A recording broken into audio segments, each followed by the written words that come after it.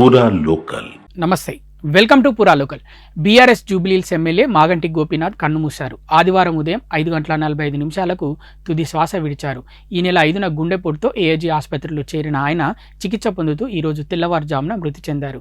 ఈ మేరకు వైద్యులు అధికారికంగా ప్రకటించారు. హైదరాబాద్లోని అతిపెద్ద శాసనసభ నియోజకవర్గాల్లో ఒకటైన జూబ్లీహిల్స్ నుండి వరుసగా 2014, 2018, 2023 సంవత్సరాల్లో ఎమ్మెల్యేగా గెలిచారు మాగంటి గోపీనాథ్. రాజకీయ రంగంలో శాసనసభ్యుడు కాకపూర్వం మాగంటి గోపీనాథ్ 4 చిత్రాలు నిర్మించారు. 1995లో ఉప్పలపాటి నారాయణరావు దర్శకత్వంలో పాతబస్తీ చిత్రంతో నిర్మాతగా మారారు గోపీనాథ్. సురేష్, శ్రీకాంత్ ప్రధాన పాత్రల్లో రూపొందిన పాతబస్తీ అంతగా అలరించలేకపోయింది. తర్వాత 2000వ సంవత్సరంలో రాజశేఖర్ హీరోగా రవణ సినిమా నిర్మించారు. బిగోపాల్ దర్శకత్వం వహించిన ఈ చిత్రంలో తన అభిమాన హీరో కృష్ణతో ఓ కీలక పాత్రను ధరింపజేశారు గోపీనాథ్.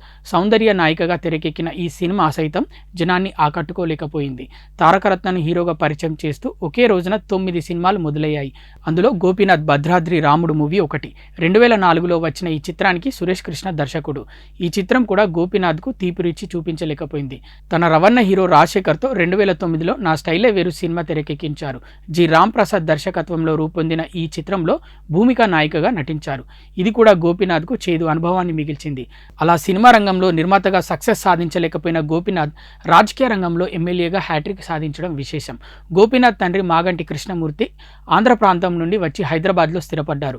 1963 జూన్ 2వ తేదీన గోపీనాథ్ జన్మించారు. గోపీనాథ్ పుట్టి పెరిగిందంతా హైదరాబాద్లోనే. హైదర్గూడలో నివాసం ఉండేవారు. ఆయన తల్లి మహానంద కుమారి. ఆమెకు సినిమాలంటే ఇష్టం ఉండేది. అలా గోపీనాథ్ కూడా చిన్నతనంలోనే సినిమా పిచ్చి ఉండేది. హీరో కృష్ణ నటించిన గూఢచారి, 116, మోసగాళ్లకు మోసగాడు వంటి యాక్షన్ మూవీస్ చూసి ఆయనపై అభిమానం పెంచుకున్నారు గోపీనాథ్. తన అభిమాన హీరో కృష్ణకు అభిమాన నటుడైన ఎన్టీఆర్ అంటే తర్వాతి రోజుల్లో విపరీతమైన ఆరాధన భావం పెరిగింది. ఎన్టీఆర్ నటించిన అనేక పౌరాణిక చిత్రాలను చూసి ఆయనకు జేజేలు కొట్టేవారు గోపీనాథ్. ఆ రోజుల్లో తన మిత్రులతో కలిసి గోపీనాథ్ గొడవలు చేయడం గట్రా చేసేవారు. ఆయనకు ఓ బుల్లెట్ ఉండేది. అలాగే ఆయన మిత్రులు కూడా బుల్లెట్స్ కొని అందరూ కలిసి తిరిగేవారు. దాంతో గోపీనాథ్ గ్యాంగుని బుల్లెట్ గ్యాంగ్ అంటూ పిలిచేవారు జనం.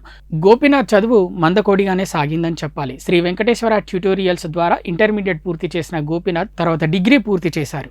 ఇవి ఇప్పటి వరకు ఉన్న అప్డేట్స్. మరిన్ని అప్డేట్స్ కోసం చూస్తూనే ఉండండి పూరా local, your choice for local voice.